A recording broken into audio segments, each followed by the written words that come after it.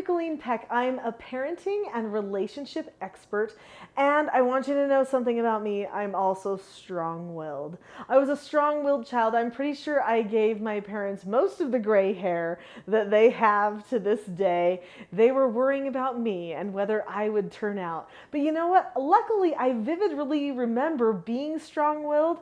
And now that I've been a foster parent and a mother of 4 myself, I know a lot about strong-willed children. So in this video, we're going to talk all about how to parent a strong-willed child.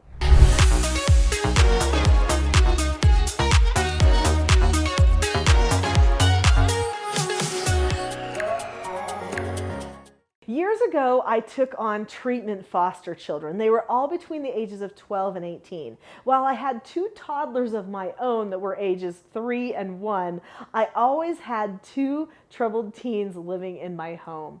And we loved them, but I have to say they had their share of struggles that they were dealing with and issues that they were trying to work out for themselves. Many of those things had to do with overcoming some of their strong-willed tendencies. So this is what I did to help them overcome their strong-willed hang-ups. What I taught my foster children and my children throughout all of their lives is the principles of self-government or self-mastery. So what is self-government? Self-government is being able to determine the cause and effect of any given situation and possessing a knowledge of your own behaviors so that you can control them. So that means you understand cause and effect as it relates to your own behavior. So most of the children that came to my home for treatment foster care did not have the skills that they needed to control some of their troubling behaviors because they had not learned how to analyze what they were doing and how it related to cause and effect. In order to create an environment where a person can learn self-government, it takes 2 different components. One is a certain type of structure, and the other is a certain type of tone. I'm going to talk in this video about certain structural elements and tone elements that make a great environment for helping your strong-willed children find calmness, peace, and family unity instead of fights. Strong-willed children are oftentimes on the defensive, so they just see things in an oppositional way. Freedom is super important to a strong-willed person. Trust me, I am one, I know. They don't want to be told what to do, especially if no one is going to go the distance and tell them why. In fact, if somebody says, I want you to do this, I want you to jump this high, then they will either jump this high or this high, but not quite this high. That's what a strong-willed person does because they want to feel like they are in control of themselves and that nobody else gets that privilege to control them. Well, the funny thing is they've bought into one of the greatest truths that hopefully we all find at some point in our lives, which is we truly are in control of ourselves and our destiny. Nobody can fully control our desires, only we can. So that's why strong-willed people have to learn how to turn that strong will on themselves. So they start saying, wait a second, self, why are you telling me to do something that I know won't be good for me? Maybe I should control me instead of always trying to control everyone around me. So you can take your strong-willed nature and you can apply it to trying to control everyone else, or you can say, maybe I should control myself. Maybe that will be the greatest glory after all. In fact, that's really the only person that you can measure that you would try to control because you truly know your own condition of heart. When a person learns self-government, they actually are choosing to have a change of heart. That's what they're doing. So when a person chooses to put their strong-willed nature pointed back at themselves and to see if they can make any progress with their own teaching and their own direction and their own choosing, they are truly having a mighty change of heart. Here are 3 different elements of structure to consider. There are many more, but for today, I think 3 is a good start. Number 1 is skills. A person needs to have something to hold on to. Skills give a strong-willed person a gauge so that they can measure whether they've really succeeded and really found freedom or whether they haven't. Strong-willed people like exactness. They like to know what is success and what is failure. Many people think that strong-willed people are black and white and can't see gray. While that may be true for some strong-willed people, the majority of strong-willed people absolutely can see gray. They just don't want to be stuck there.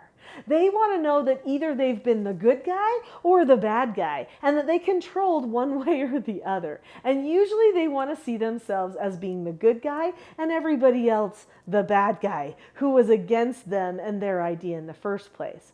But what would happen if a person learned some skills that gave them some key things like have a calm face, voice, and body, say okay, or ask to disagree appropriately, do the task immediately, then check back, and then you will be praised afterward? What if they learn certain step-by-step things that make up skills that lead to positive results? If they start thinking in terms of following a skill, then soon they will see that they have the power to control themselves with these skills. They will see that these skills give them the means that they need to properly gauge and analyze whether they are being the good guy to themselves or whether they are being the bad guy to themselves. They can see, I'm the good guy and the bad guy. There's opposition inside of me. So now who's going to win? What voice? The one that makes me want to be in bondage, maybe emotional bondage, relationship bondage, or the voice that brings me freedom? The voice that I can control me, truly can control me, and get the positive results that I want. The battle is within. That's what the self-governed person knows, and that's what the strong-willed person can learn if they're in an environment of self-government. Some other key components to structure is being planned. So a person who is choosing to find success and they're going to evaluate their success, they make a plan. This goes for parents and children. So wise parents make a plan for the family. They say, these are the skills that we're going to know. These are the things that we're going to master. And this is how we're going to evaluate ourselves. We're going to have these meetings, and we're going to go through this process to make changes in the family. They plan ahead, and then they follow up.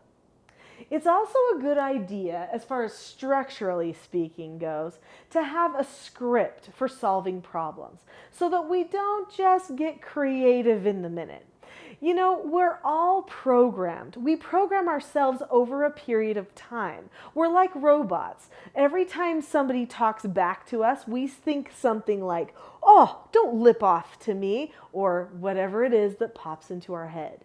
And we may tell ourselves don't say it, but then we say it because we don't know anything else to say that can solve the problem any better. So since we're the type of people that script ourselves anyway, or program ourselves anyway, wouldn't it be wise for us to choose how we want to program ourselves?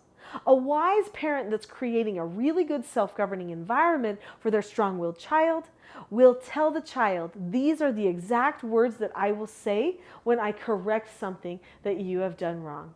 If you choose to go completely out of control, these are the words that I will say for that. This is the exact formula that we will go through, including some of the words when we have our family meeting. These are the parts that are scripted in our problem solving with our family. And these are the parts that are open for open communication. They make that plan. Scripts are so powerful. When I parented the foster children in my home, they came from environments where they had to survive various different things. And when they had a script that they could hold on to, they stopped fighting me. They stopped fighting other people, and they turned the fight inward so that they could finally find peace. They could finally overcome the things, the issues that were the most troubling to them, that caused them the most stress and strain. Because it was predictable, they didn't need to battle it. because they knew what my scripts were for and that they were meant to be in their best interest and that they were full of love and understanding and calmness, they trusted them and they decided to conquer themselves instead of continuing to attempt to try to conquer all the people around them. So what about that feeling of the teaching, that tone? That's the second element that you need to create a really great self-governing family. There are a lot of different factors that play into tone. How a person feels that day, a person's health, the overall stress level in the family, how the family has decided to personally take certain things or not. People that maintain good tone in their family have chosen usually not to take things personally. They choose, well, accidents happen. I can accept that. So it's a tone of acceptance. They also choose to keep their tolerances very low, meaning they're not going to tolerate people going outside of their structure. They will feel confident handling the problem. So there's this sense of confidence, this sense of trust, that we trust that people want good things and that they can accomplish good things in the family. There's, of course, a tone of love, a tone of understanding, a tone of safety, but there's also a tone of calmness. Calmness is powerful. When a person is calm, everyone can feel the truth, even if somebody else is going completely out of control. Your strong-willed child might go out of control. In fact, if you present them a program or a type of parenting, a type of family communication, such as the Teaching Self-Government Parenting course teaches, they might push hard at first. In fact, most of the time they do. They push harder to see if you will really truly stick to it because they don't want to take that responsibility. They don't want to examine themselves. They want to blame you. That's the go-to for most strong-willed people until they learn the truth. The truth that comes through calmness. When you calmly and consistently follow through on the program that you've planned to follow through on, then that child feels the truth behind everything that you're doing. And the child feels the love too. Calmness is vital. I would like for you to be able to have more of that calmness in your family and in your life. So I have a free gift for you. That free gift is the Calm Parenting Toolkit. It's a premier course that I have on my Teaching Self-Government website, and I want to give it to you for free. Down in the description of this video, there is a link to the Calm Parenting Toolkit. Go ahead and go down there, click the link, and get the Calm Parenting Toolkit today. Once you work on your own calmness, you will be able to be that pillar of truth and honesty, consistency and calmness that your children need in order to face the truth that the battle is really between them and themselves. They need to conquer themselves, not you or anybody else. That's the truth that the strong-willed child knows, and calmness is the main tone element that's the vehicle for delivering that truth to your child. Go ahead and go to that Calm Parenting Toolkit. See if it can't help you and your family.